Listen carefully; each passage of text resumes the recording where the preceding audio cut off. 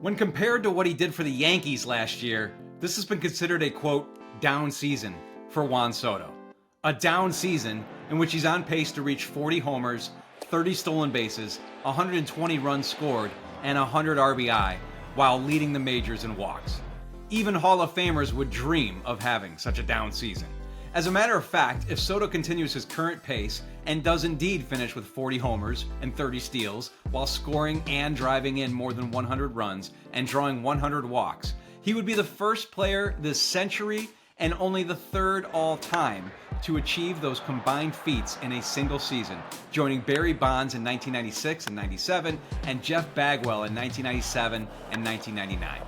Let's take a closer look at how this incredible, generational hitter has turned a queasy start in Queens into just another step in his potential journey to Cooperstown. Now, before we talk about 2025, let's talk about 2018, because that's the year Soto debuted with the Nationals at age 19, becoming the youngest player in MLB at that time and the first player to appear in the big leagues after being born in 1998. Soto was seen as special from the start, and he lived up to the hype. Here's a fun fact. Juan Soto actually belted his first major league home run before he even debuted. Well, sort of. Soto debuted on May 20th, 2018, and he homered for the first time the next day. However, about a month later, the Nationals resumed a suspended game against the Yankees from May 15th. The game picked up with Soto in the lineup, technically as a pinch hitter, and when he connected on a sixth inning blast, it was the sixth time he had gone deep since his debut, but the box score will forever be registered as May 15th, 5 days before his debut. So Soto bent the space-time continuum, and he would go on to bend our brain in other ways. In his first 7 MLB seasons with the Nationals, Padres, and Yankees, Soto hit 201 home runs and drew 769 walks. How many other players had reached 200 homers and 700 walks prior to their age 26 season? Try 0. Soto was truly one of a kind. That's why the Mets backed up the Brinks truck for him last winter. Soto's 15-year, $765 million contract is the largest in the history of professional sports. As recently as 2011, you could buy an entire MLB franchise for less than what the Mets committed to Soto. When you've put up numbers that no one has ever seen before, both on the back of your baseball card and in your bank account, you're going to attract scrutiny. So it was with Soto.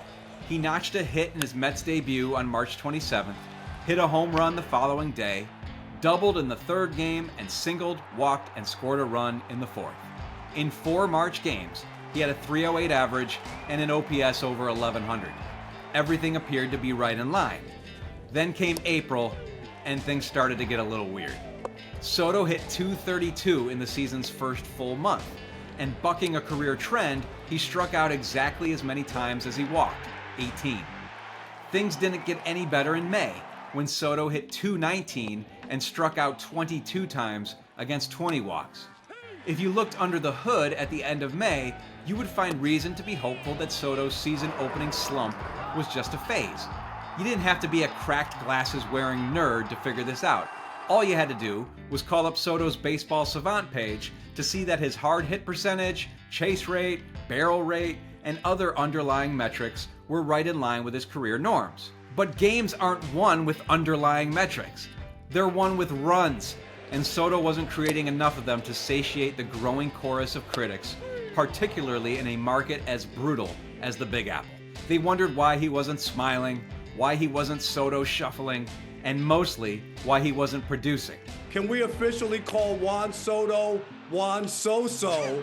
When I watch him, I watch a guy who's trying to act what he thinks the world wants him to be. And Soto didn't make it any easier on himself with some incidents in which he wasn't hustling out of the box, including, notably, when he hit a ball high off Fenway Park's Green Monster and was held to a single on May 19th.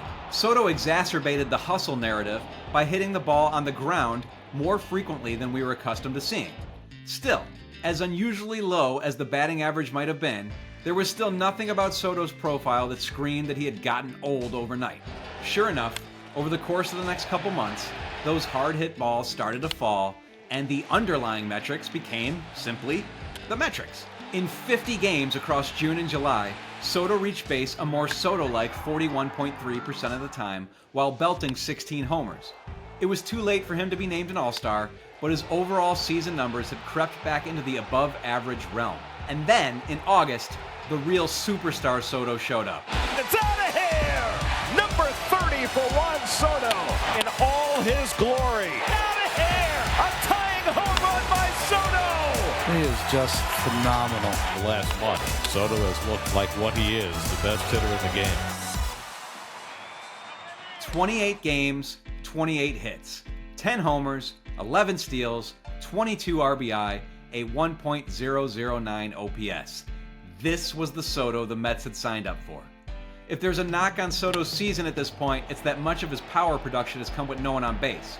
As of this recording, he's gone deep 36 times this year, and only 11 of those blasts have come with men on. More like Juan Solo, am I right? Soto's 1.027 OPS through 328 plate appearances with nobody aboard was 251 points higher than his 776 OPS in 277 plate appearances with men on base in that same period of time. But that wasn't a problem for Soto on Labor Day in Detroit when he batted with the bases loaded in the fourth inning with the Mets trailing 3-2. Perez going back to the wall, gone! Grand slam, Juan Soto! His first as a New York Met comes in a massive spot. Later that same game, with the score knotted at 6, Soto batted with 2 aboard. Pulled over the bag, that's a fair ball going down the line, and the Mets will retake the lead. A 6 RBI day for Juan Soto, and the Mets are back in front 8-6.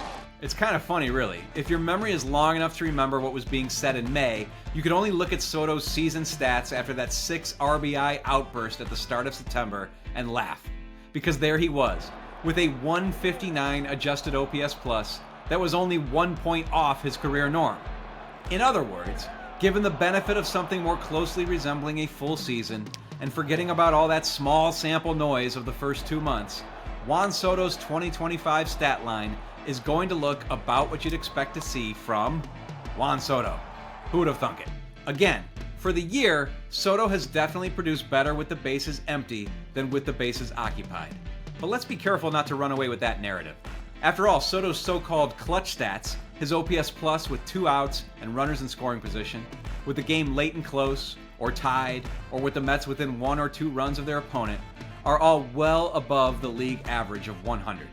Soto entered the week with the highest offensive WAR in the National League, according to Baseball Reference. And though his doubles tally is one of the lowest of his career, he's turning more singles into doubles than ever before. He had never stolen more than 12 bases in a season prior to 2025, but this year, he's closing in on 30 stolen bases. This is all a long-winded way of saying that 162-game seasons often require patience, and Soto wasn't lying to us in those first 7 MLB seasons when he was doing historic stuff at the plate.